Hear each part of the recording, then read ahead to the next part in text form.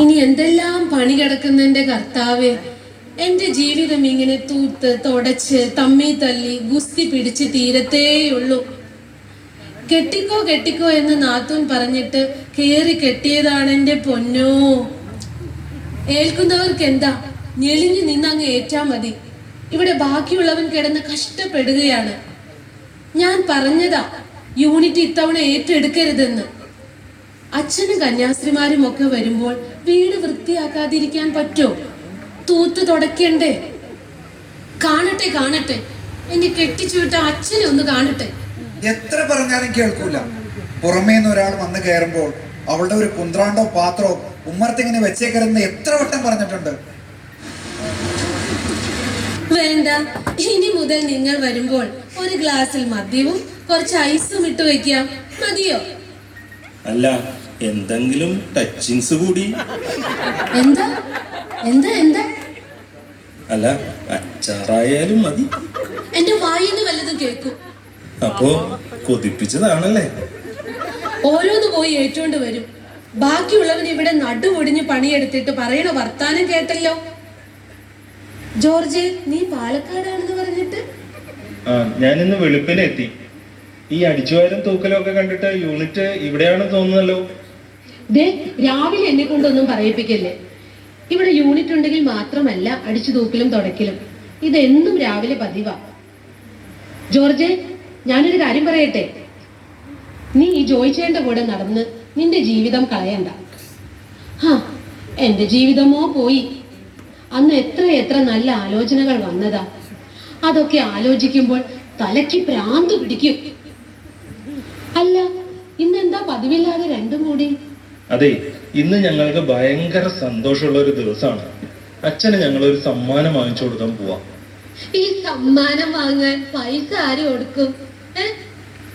ജോയിച്ചേട്ടന് ഞങ്ങൾ എല്ലാവരും കൂടി. നിനക്ക് വല്ല വട്ടുണ്ടോടാ ജോർജ്? സ്തോത്ര കാഴ്ചയുടെ പിരിവെടുക്കാനായി ആ പാവം വാവ വരുമ്പോൾ 1 രൂപ പോലും കൊടുക്കാതെ കള്ളത്തരം കാട്ടി തല കൊണ്ടിട്ടിരിക്കുന്ന അടിയാണ് അച്ഛന് സമ്മാനം കൊടുത്തത് തന്നെ. അതുപോട്ടെ, എന്താ ഇത്ര വലിയ സന്തോഷം? അത് പറയില്ല, അതൊക്കെ ഉണ്ട്. എനിക്കറിയാം, ഇന്ന് നീട്ടി പിടിച്ചൊരു പ്രസംഗം ഉണ്ടായിട്ടുണ്ടാവും. അപ്പോൾ നീണ്ട ഒരു ഉറക്കവും കിട്ടിക്കാണും, അത്ര തന്നെ. ഉറങ്ങുന്നത് ആരാണെന്ന് ഞാൻ പറയുന്നില്ല. സുവിശേഷം വായന തീരുമ്പോൾ തന്നെ ഇടത്തും വലത്തുമുള്ള ആൾക്കാർ ഇട്ടിച്ചു നീക്കി ബെഞ്ചിലോട്ട് ഒറ്റ ഇരിപ്പും സുഖ നിദ്രയും. അച്ഛനാണെങ്കിൽ പള്ളി നിർത്തി ഫാനിട്ട് കൂളാക്കി കൊടുത്തേക്കല്ലേ. അടുക്കള പണിയും കഴിഞ്ഞ് ഓടിക്കിതച്ചെത്തുന്ന ഞങ്ങളുടെ കഷ്ടപ്പാടും ദുരിതവും നിങ്ങൾക്ക് മനസ്സിലായില്ലെങ്കിലും അച്ഛനെങ്കിലും മനസ്സിലായല്ലോ. ഇപ്പൊ എന്തൊരു ആശ്വാസമാ പള്ളിയിലിരിക്കാൻ. നിനക്ക് ആശ്വാസമായിരിക്കും. നീ വിയർക്കുന്നതിനേക്കാൾ കൂടുതൽ അച്ഛൻ വിയർക്കാൻ പോകുന്നതേ ഉള്ളൂ. ചൂടുകൊണ്ടല്ല, ഇലക്ട്രിസിറ്റി ബില്ല് കണ്ട്. അത് നേരാണ് കേട്ടോ. എന്താ നേര്? നീ ഇന്ന് കാഴ്ച സമർപ്പണത്തിന് എത്ര രൂപയാ കൊടുത്തേ? 10 രൂപ. എന്നും 20 രൂപയാ കൊടുക്കാറ്. ഒരു കല്യാണത്തിനോ മനസ്സമ്മതത്തിനോ വിളിച്ചാൽ നീ 10ഓ 20ഓ ആണോ കൊടുക്കുന്നത്? മിനിമം ഒരു 500 രൂപയെങ്കിലും കൊടുക്കില്ലേ? അതിനേക്കാൾ എത്ര മഹത്തരമാണ് നമ്മുടെ പള്ളിയും കർത്താവീശോ മിശിഹായും. 500 രൂപ കൊടുക്കണമെന്ന് പറയുന്നില്ല, ഒരു 100 രൂപയെങ്കിലും കൊടുത്തൂടെ? അച്ഛന് പൈസക്ക് ഒരുപാട് ബുദ്ധിമുട്ടുണ്ട്. സാമ്പത്തിക ബുദ്ധിമുട്ടുണ്ടാവും. കാര്യം അച്ഛൻ സഹായം ചോദിച്ചെത്തുന്നവർക്ക് വാരിക്കോരി കൊടുക്കുകയല്ലേ. അത് നേരാണ്.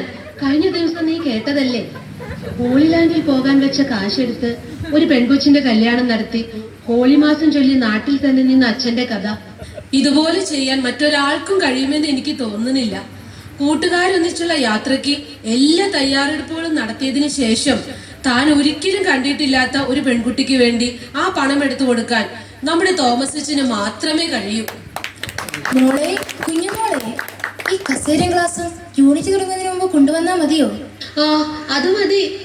ജോർജെ, നീ പള്ളിയിലേയും കഴിഞ്ഞ് നേരെ ഇങ്ങോട്ട് പോന്നോ? നിങ്ങൾ സംസാരിച്ചു നിൽക്കും, ഞാൻ പോയിട്ട് വരാം. ജോർജെ, ഒന്ന് നിന്നേ. നീയും ചേട്ടനും തമ്മിലുള്ള ആ വഴക്ക് മാറിയോ? എവിടെ മാറാൻ? അയാൾ കച്ചറ മനുഷ്യനാണ്. അയാൾക്ക് പെരുമാറാനേ അറിയില്ല. എന്തിനാടാ നീ കുർബാനയ്ക്ക് പോയി ഈശോയെ സ്വീകരിക്കുന്നത്? നീ ഒരു ക്രിസ്ത്യാനിയാണോ? ഒരേട്ടനോട് പെരുമാറുന്നത് എങ്ങനെയാണെന്ന് അറിയണമെങ്കിൽ നമ്മുടെ വികാരേച്ചിനെ റിനോയച്ചിനെ കണ്ട് പഠിക്കും.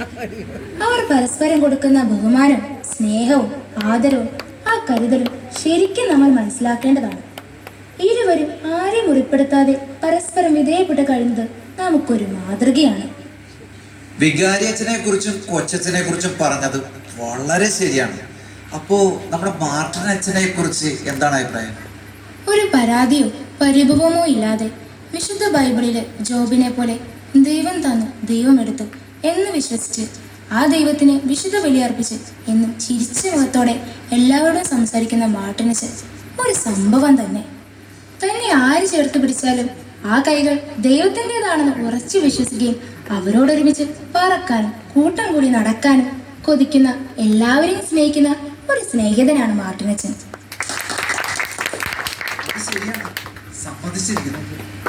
എന്നാ നിങ്ങൾ സംസാരിച്ചു നിൽക്കുക, ഞാൻ ആ കവല വരെ ഒന്ന് പോയിട്ട് വരാം. ജോർജ്, ഞാനും വരുന്നുണ്ട്. ജോയിച്ചായ, മോൻ സൈക്കിൾ എടുത്ത് കൂട്ടുകാരൊന്നിച്ച് കവലയിലേക്ക് പോയിട്ടുണ്ട്. അവിടെ വട്ടം ചുറ്റി നടക്കാണ്ട് അവനെ ഒന്ന് പേടിപ്പിച്ച് വീട്ടിലേക്ക് വിട്ടേക്കണേ. നീ വേണേൽ ശാസിക്ക്. അവൻ എന്റെ മുന്നിൽ വന്നാൽ കൂടി അവനെ ശാസിക്കുകയോ അവനോട് വീട്ടിൽ പോകാൻ പറയുകയോ ഞാൻ ചെയ്യുകയില്ല. അതെന്താ ജോയിച്ചായ ഇപ്പോൾ ഇങ്ങനെ ഒരു വർത്താനം? മക്കളെ വഴക്കു പറയാൻ പേടിയാണോ? അതെ, പേടിയാണ്. അവനെ അല്ല, അച്ഛനെ. അച്ഛൻ വിലക്കിയിരിക്കുകയാണ്. എന്റെ ഈശോ കർത്താവേ, അച്ഛൻ എന്തും പറഞ്ഞാണ് വിലക്കിയത്? ആൺകുട്ടികളുടെ ജീവിതമാകുന്ന പട്ടത്തിന്റെ ചരട് ഇന്ന് കുർബാന മധ്യയുള്ള പ്രസംഗത്തിൽ വെച്ച് അച്ഛൻ അമ്മമാർക്ക് കൈമാറി. ജോർജെ, ഇന്ന് മുതൽ നമ്മൾ സ്വതന്ത്രരാണ്. ഈ ഉത്തരവാദിത്തത്തിൽ നിന്ന് ഞങ്ങളെ രക്ഷിച്ചതിനാണ് ഞങ്ങൾ അച്ഛന് സമ്മാനം കൊടുക്കുന്നത്. മനസ്സിലായോ? കൊടുക്ക് കൊടുക്ക്. എന്നാലും ഈ വിധി വിധിച്ച് എല്ലാ പണിയും ഞങ്ങൾക്ക് നൽകിയത് ഏതച്ഛനാണ്? ഒരു ക്ലൂ എങ്കിലും തരാമോ? തരാം, പക്ഷെ പേര് പറയില്ല. ഒരു ക്ലൂ തരാം. നന്നായി പാട്ട് പാടും, പിന്നെ ഡാൻസും കളിക്കും, നല്ല കിടുക്കാച്ചി പ്രസംഗവും പറയും. യൂത്തിന്റെ ഹരമാണ്. പിന്നെ പ്രായമായവർക്കും കൊച്ചുകുട്ടികൾക്കും ഏറെ ഇഷ്ടമുള്ള ഹീറോയാണ്. ശരിക്കും പറഞ്ഞ ഒരു സകലകലാ വല്ലഭൻ. ഇപ്പൊ പിടികിട്ടിയില്ലേ കുഞ്ഞുമോളെ? പിടികിട്ടി. നമ്മുടെ റിനോയച്ചനാണ് പറഞ്ഞതെങ്കിൽ അതിലൊരു കാര്യമുണ്ട്. ആണുങ്ങൾ വളർത്തുന്ന കുട്ടികൾ ഭൂരിഭാഗം താന്തോണികളായി പോകുന്നത് കണ്ടിട്ടുള്ള സങ്കടം കൊണ്ടായിരിക്കും അങ്ങനെ പറഞ്ഞത്. അമ്മേ, എപ്പോഴാണ് അച്ഛനും ആൾക്കാരും വരുന്നത്? ഇപ്പൊ വരും മോളെ. അച്ഛൻ വരുമ്പോൾ സ്തുതി കൊടുക്കണം കേട്ടോ. മോളെ, ചിലപ്പോൾ അച്ഛൻ മോളോട് കുരിശ് വരയ്ക്കാനും പറയും. അതെനിക്കറിയാം. അതുകൊണ്ടാണ് ഞാൻ നേരത്തെ കുരിശ് വരച്ച് വെച്ചിരിക്കുന്നത്.